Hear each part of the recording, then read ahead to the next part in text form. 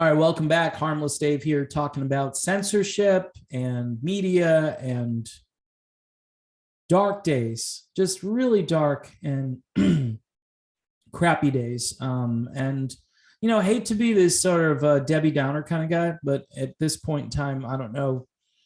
You're looking at an information blackout, and one tweet that really caught my attention today. I still get notifications for tweets even though I'm really kind of not on Twitter. I get off and I'm kind of just there to communicate with a few people over there.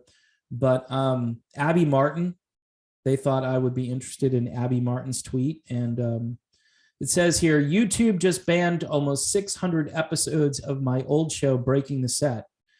Years-long censorship campaign culminated in tech giants purging thousands of my critical interviews and reports about U.S. empire. Gutted. That was her last word, gutted. It really is mind-blowing when you put all this effort into something, right?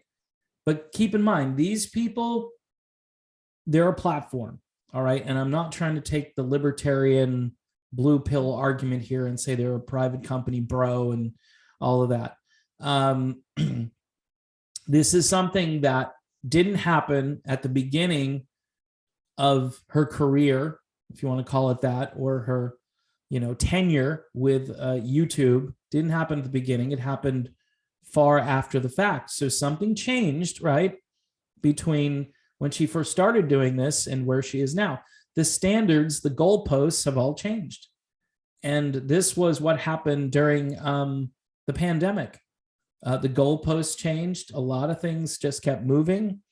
And it was rather tragic, honestly, because people said, okay, well, I'm doing this, so what else do I have to do, And it just kept evolving, and not in a good way. And this is happening, we're going from one crazy narrative to the next crazy narrative. And I don't know how much people can really take. I know, people think that, hey, just, buck up, you'll be fine, and don't worry about this. But there are days I wake up and I'm like, what are these people trying to do to us? That's how I feel now. I mean, this is why I have a real hard time with people in general, because I'm thinking to myself, these people out here are going along with this crap and they're not pushing back, because I see it every day.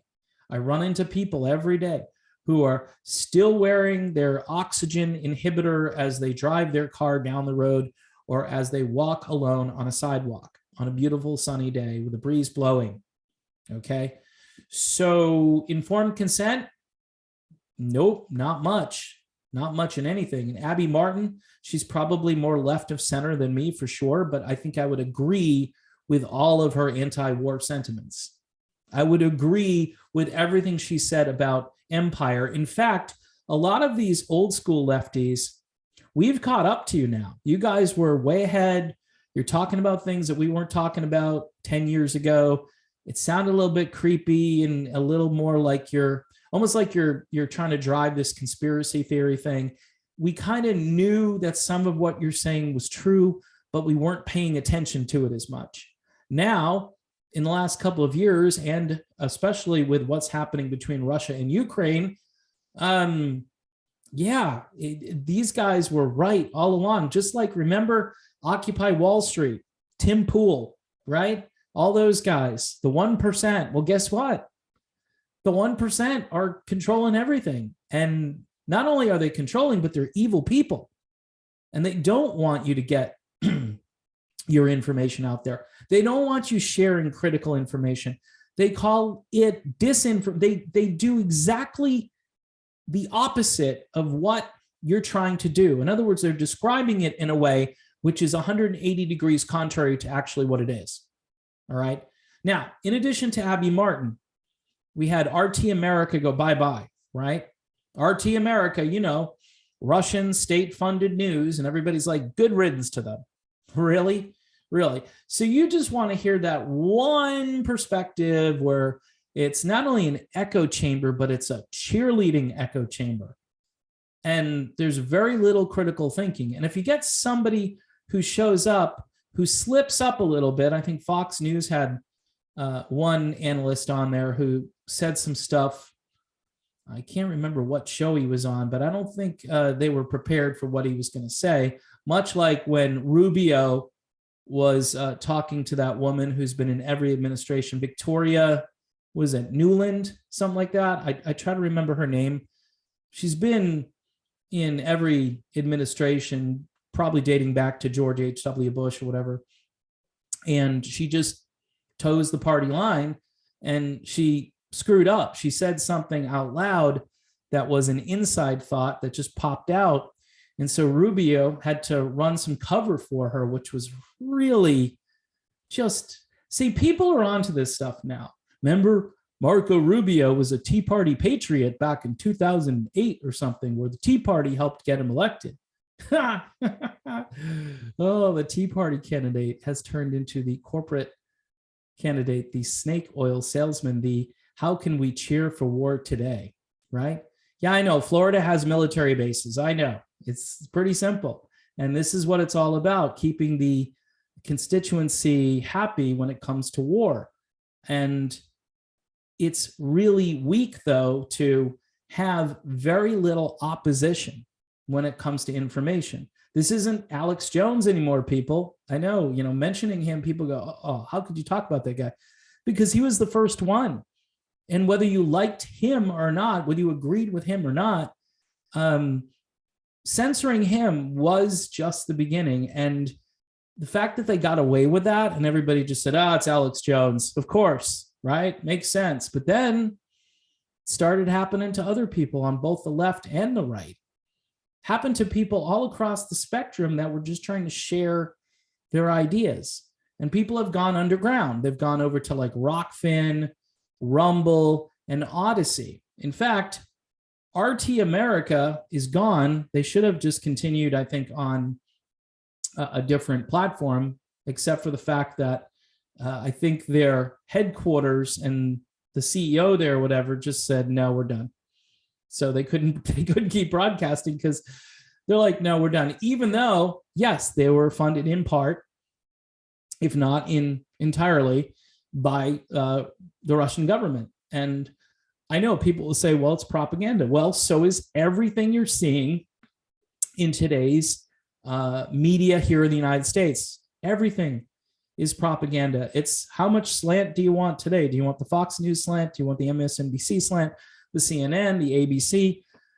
They're all slants. It depends, how much you want. I mean, some do more than others, but they pretty much walk in unison with slight little variations to make it look like it's not choreographed, right? So Odyssey, Rumble, those are the places to go now. In fact, the RT International live stream is now over on Odyssey and on Rumble. So if you like that broadcast, you can, watch it. Another show I was watching the last week or two was Fault Lines Radio. Used to be Nixon and Stranahan. Now it's Thomas and Franzak and Farron. She's got a channel. I don't know if her channel's still there. It's called Fair and Balanced, Faran. And I've reached out to her a couple of times and given her, like a high five, telling her good job. And, because she was fired because she was an anchor on RT America. She was terminated there or had to leave. Not that she was fired, but they shut the whole thing down. So then she goes over to Radio Sputnik, and now I think that's been taken off the air. I mean, folks, this is like, people say, well, it's not like communism. It's not like totalitarianism. It kind of is, actually. Yeah, it's kind of like that. It's some form of totalitarianism. And in some ways, at least you had some freedom, right, in the old system. Now in this system, not only are they devaluing your wallet each day, not only are you paying ridiculous prices just to have the privilege of driving your automobile, which you pay insurance on, which you have to maintain, and most people have car payments. You have to do all those things, and then they're hitting you with a, 150% tax on what you were paying back in the fall of, 2020, right? That was Trump's last year. And give Trump a little credit. This wasn't as bad under Trump as it is now. Some people are trying to say it's all Putin's fault. That's a bunch of BS. It is the fault of Biden and his administration and his policies that have driven the gas prices through the ceiling. Also, there's no plan to try to fix that problem. I mean, you shouldn't be opening up the strategic oil reserves, because that's actually for a true national emergency. Like, I don't know, like a meteor hits North America or something, and then there's no power, no water, whatever, and then you eventually get back online, hopefully, and that's when you put the oil out there, because you can't do anything else. It's not like you can continue to refine oil or drill for oil. You're a little bit busy with a crisis, and we're not at that crisis. What you should be doing is opening up permits on federal land, but you're not even talking about that. You have to start talking about that. For those of you who are greener and, you can do your part, that's great. I can't even afford to buy a Prius. I can't. I mean, the cars are just too expensive now. I mean, I paid, I think, $7,500 or something for my used Toyota RAV, and I like it. I do a lot. It's a 4-cylinder car, gets good gas mileage. So I'm kind of doing my part. I'm not driving, an F-150, but even if I was, so what? You've got the right to drive whatever you want to. The problem now is they're squeezing everybody out of normalcy. And now, instead of thinking about your family and your future, your education, or whatever it is, your job, now they've got you thinking about, how am I going to afford to do X, Y, and Z? And every time you drive by a sign where it says $4.39 a gallon, you're getting anxious, okay? And for those of us who would like to communicate that anxiety and have others join us in our misery, we're basically being told that, you know what, your opinion really isn't that important. And those who are trying to give an alternate perspective about Russia, Ukraine, like RT, like fault lines, like so many other things that have just gone away because censorship, right? This is the reason. And you sit there and you wonder, okay, so what's next? Who's next? Am I next? I mean, this particular channel, I've had a total of 3 warnings, 2 warnings, and then twice on the second warning, they wouldn't let me post for a week. So it's pretty crazy that we may be seeing the end of the truth tellers and the truth sayers here on YouTube. And I don't care if you're populist left, populist right. I don't care if you consider yourself a socialist, but you're some kind of libertarian-minded socialist, which some people are. I'm not one of them. I'm always concerned that when you deal with a federal program of any kind, that you're going to have incredible fraud, waste, and abuse. And then you're going to have people eventually requiring you to jump through some kind of hoop, like, oh, get a QR code, go to Walgreens. And some of you go, yeah, that's fine, I'll do it. Others are like, no, bodily autonomy, I'd like to not do that. And I think the second one is more in line with the American tradition, not, yeah, I'll do whatever you tell me to do so long as I can still have my stuff. We should be able to kind of collectively meet at a micro level and help one another out with healthcare and other issues that the government, by the way, has failed on every time. I'm not against that stuff. I'm just against how it's administered. And if it's this top-down approach, it's doomed. It will fail. So again, you had a number of very high-profile people getting banned. Abby Martin with the 600 plus videos is just, I mean, think of it this way. You did all this work and you basically created a library of content for people to watch. And when times change, like this issue all of a sudden is right in the forefront. So people might go, okay, who can I watch? Who can I listen to? Who's really good at this?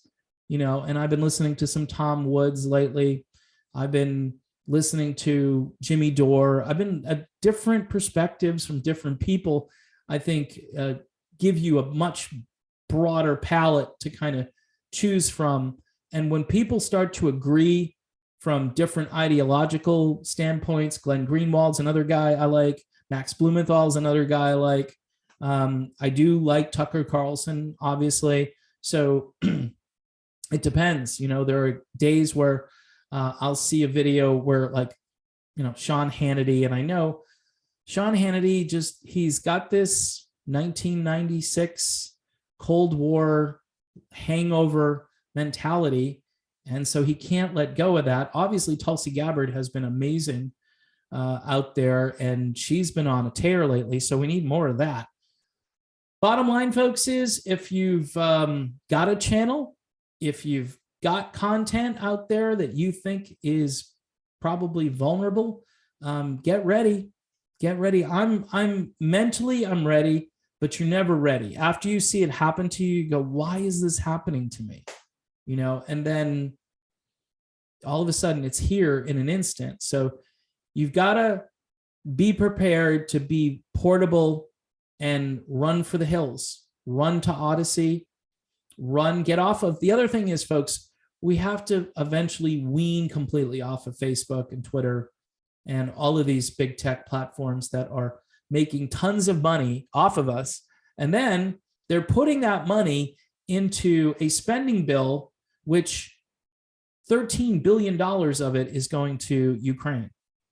And it's not going to the United States, it's going to Ukraine. Now, oh yeah, there's plenty of stuff in there for us. Well, all of it should be in there for us. It's our country. It's not someone else's country. We should not be nation building. We should not be trying to influence others. We shouldn't be doing that. This is all about what we can do to save our country. That's what this is about right now. And it's rather shocking that there are a lot of people out there that say, yeah, I'll pay $10 a gallon of gas so long as that evil guy, he gets what he deserves because he's evil. And we need to vote. You've got town councils voting to condemn Vladimir Putin. Seriously. I mean, don't they have like a water park to fix, or, some kind of a safety issue that needs addressed downtown? Isn't there some other pressing issue locally that you can sort of, focus on, rather than a guy who's thousands of miles away, who is the president or prime minister, or whatever he is, of his country, and you're sitting there worried about him and you want to look all virtue signaling and just call him out, say he's a bad dude, and make everybody in town feel, hey, we're all on the same page with this. Look, people are attracted to unity. You've got Democrats and Republicans who are now walking in lockstep, agreeing on all this. And the country is thinking, we finally have unity in our country. Isn't this wonderful? We all got unified around a war. That's fantastic. And giving away money and printing more money and exploding the debt and the deficit. And we tell people that's not happening, even though you can see it in black and white, that all these things are happening. You can see it. You can report on it. You can ingest it, right? And walk around with it. But they still tell you you're not seeing that. It's all in your head. Like those people that had adverse reactions, it's all in their head. It's psychological. Yeah. All right, sure. In any event, my heart goes out to all these creators who busted their butt for years trying to just, because this is a slow process. You don't start making money out of the gate. You don't start building an audience out of the gate. You have to keep going and going and going. One thing I haven't done well on this channel is I haven't been consistent. So it's hurt me over here. It's definitely, and I've been my worst enemy in that regard. But here's the thing. I think moving forward, like I've said, I'm continuing to focus on these bigger issues, and hopefully more folks will come on board, support the channel. Things are tough. So if you can send $1 a month, $2 a month via Patreon, I'd really appreciate that. You can check out my other bigger channel as well, because if you need a break from this kind of stuff, you can get the other kind of stuff, which is music-based. And even though I do interject some politics over there, I'm probably going to keep more of the politics here than over there, unless some person who's in that business says something really stupid and it's just not even close to what they're supposed to be talking about as a rock star. At that point, then I might chime in and give them a little piece of my mind, which of course won't be very much. But I want to thank everybody for tuning in.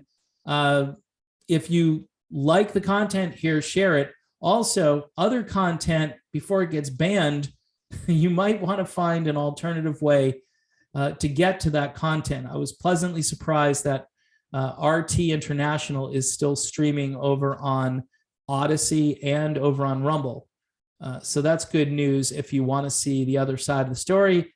Yeah, you have to work a little harder to get there, or take a left turn where you normally wouldn't have had to do that.